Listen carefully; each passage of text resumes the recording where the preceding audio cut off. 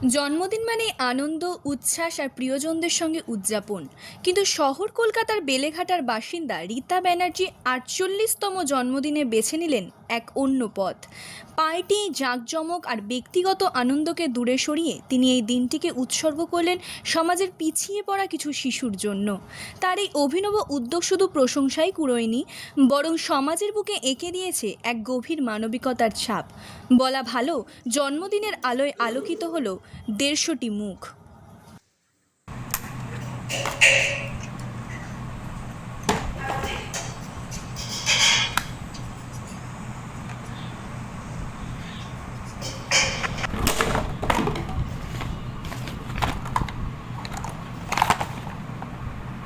কলকাতা পৌরসভার ৩৪ নম্বর ওয়ার্ডের গৃহবধূ রীতা ব্যানার্জি তার জন্মদিন উদযাপন করতে হুগলির মগরার একটি অনাথ আশ্রমে পৌঁছে গেলেন। সেখানে প্রায় ১৫০ জন শিশুর সঙ্গে কেক কেটে শুরু হলো তার জন্মদিনের উৎসব। কেকের মিষ্টি স্বাদ আর শিশুদের কলকাকলিতে আশ্রমের পরিবেশ তখন অন্য এক আনন্দ লোকে। এখানেই শেষ নয়, তিনি তাদের পেট পুড়ে খাওয়ালেন মাংস ভাত, সঙ্গে ছিল পাঁপড়, চাটনি আর মিষ্টি। এই সামান্য আয়োজনই শিশুদের মুখে এনে দিয়েছিল অনাবিল হাসি।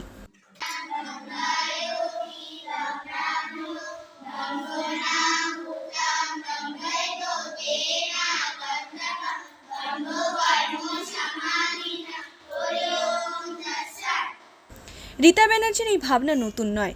বরাবরই তিনি বিশ্বাস করেন ব্যক্তিগত আনন্দের চেয়ে সামাজিক দায়বদ্ধতা অনেক বেশি গুরুত্বপূর্ণ। তার কথায়, অনেকেই নিজেদের জন্মদিন বাড়িতে পার্টি করে উদযাপন করেন, কিন্তু আমি মনে করি সমাজের জন্য কিছু করাটা অনেক বেশি জরুরি।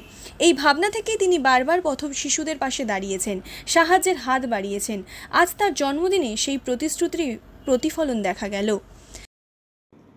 আজকে আমার বার্থডে, আমি এক অসহায় গরিব দুঃখ মানুষের জন্য আজকে তাদেরকে কেক কেটে ওদের সঙ্গে সেলিব্রেট করেছি বা ওদের খাওয়ান দাওয়ান করিয়েছি। আমি দেখেছি কলকাতা শহরে প্রচুর গরিব মানুষ আছে যারা খেতে পায় না, যাদের খুব কষ্ট আছে।